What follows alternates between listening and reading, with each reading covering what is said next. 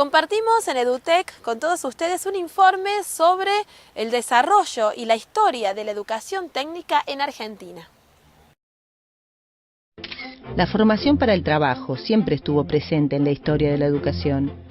En la época de la colonia se aplicaba el modelo de maestros y aprendices en sus talleres.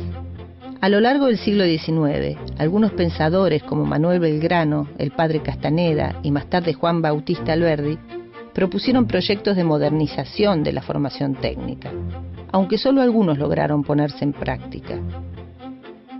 Hacia el siglo XX empezaron a implementarse algunos cambios, con la aparición de distintas escuelas que formaban técnicamente a sus alumnos para variadas tareas y oficios. En el año 1890, el presidente Carlos Pellegrini fundó la primera escuela de comercio del país, la Escuela Superior de Comercio, que hoy lleva su nombre. En 1909 aparecieron las escuelas de artes y oficios, exclusivamente para varones. Años más tarde se crearon las primeras escuelas profesionales para mujeres. Para ingresar a ellas se requería tener aprobado el 4º grado de la escuela primaria. Luego de 3 años, las egresadas obtenían un certificado de aptitud. Siguiendo el modelo de instituciones alemanas y francesas, las escuelas industriales tenían como fin la formación de técnicos. Para el ingreso era necesario haber completado la escolaridad primaria, y el plan de estudios se extendía a 6 o 7 años. Las materias estaban centradas en las disciplinas científico-técnicas, y las horas de aprendizaje en el taller constituían el 25% del total. Algunos de los títulos que se podían obtener eran los de técnico en mecánica, en electricidad, en química y en construcciones, civiles o navales.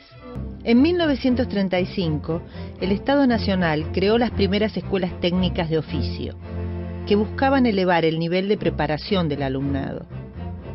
Las 4 especialidades que se dictaban eran electricidad, herrería, carpintería y construcciones. El tiempo dedicado al aprendizaje en taller llegaba al 50% de las horas de estudio. Quienes egresaban de las escuelas técnicas de oficio recibían el título de obrero especializado en la disciplina cursada. Con un año más de perfeccionamiento obtenían el certificado de capataces. No obstante, estos títulos no los habilitaban para cursar estudios superiores en la universidad. A mediados del siglo XX, la formación técnica comenzaba a consolidarse, aunque todavía predominaba la enseñanza humanística en la cultura tradicional escolar. Hacia 1944, la mayoría de quienes cursaban la enseñanza media optaban por el bachillerato o la enseñanza normal. La enseñanza técnica acaparaba solo el 16% de los estudiantes, un porcentaje bajo para una población que se venía triplicando desde el 1900. Era una sociedad que mutaba y se proyectaba hacia un futuro en el que la ciencia, la técnica y la industria serían las estrellas. Comenzaba a popularizarse el uso de la radio y el automóvil. De a poco, los hogares empezaban a poblarse de electrodomésticos. Pero estos avances también generaban nuevos problemas, ya que muy pocos manejaban estos saberes técnicos con la debida experiencia.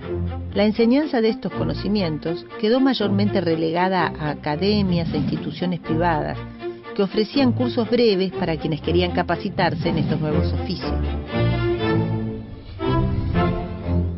En 1944 se creó la Comisión Nacional de Aprendizaje y Orientación Profesional, que modificó la distribución matricular de la escuela media y reglamentó el aprendizaje industrial y el trabajo de menores. La medida incluyó la creación de escuelas fábrica. Por primera vez, la educación pública reformuló la figura del aprendiz. Los alumnos debían tener entre 13 y 18 años y a lo largo de 2 ciclos de 3 años aprendían tareas relacionadas con distintas actividades fabriles. Del segundo ciclo, llamado perfeccionamiento técnico, se egresaba con el título de técnico de fábrica. Los alumnos recibían gratuitamente los uniformes, los libros y todo tipo de útiles o herramientas. Les otorgaban becas para sus gastos y también almorzaban en las escuelas fábrica. en las que se ponía el énfasis en saber hacer. En 1953 se inauguró la Universidad Obrera Nacional, con sedes en Buenos Aires, Santa Fe, Rosario, Córdoba, Mendoza, Tucumán y Bahía Blanca. A partir del gobierno de Arturo Frondizi, en 1958, el desarrollismo reinstaló una educación técnica más orientada a materias humanistas, por lo que se volvió a la idea de separar teoría y práctica. A partir de 1976, la dictadura cívico-militar inició un proceso de desguace de la educación orientada a la formación laboral, en paralelo a las políticas económicas neoliberales. La década de los 90 fue la época de mayor destrucción de la escuela técnica. Junto con la sanción de la Ley Federal de Educación número 24.195, se crearon nuevos modelos, aunque sin ninguna clase de red de contención institucional ni social. Los principales espacios de formación pasaron a ser las empresas, mediante formas de explotación laboral y sin el reconocimiento de los derechos sociales.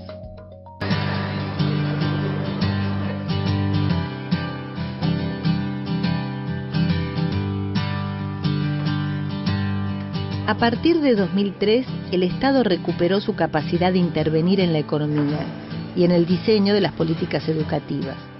La revalorización de la educación técnica acompañó otras transformaciones laborales y educativas que se dieron en el país, de acuerdo a una estrategia política e industrial de largo plazo. En el año 2005, la Ley 26.058 de Educación Técnica Profesional creó el Fondo Nacional para la Educación Técnica. Se estimula así el reconocimiento en todo el país de certificaciones y títulos en el nivel medio y superior no universitario.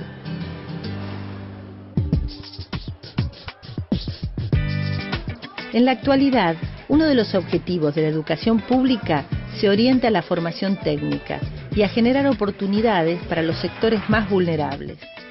El estímulo no solo llega para garantizar una cantidad de derechos largamente postergados, sino que además va en paralelo con las necesidades laborales del país.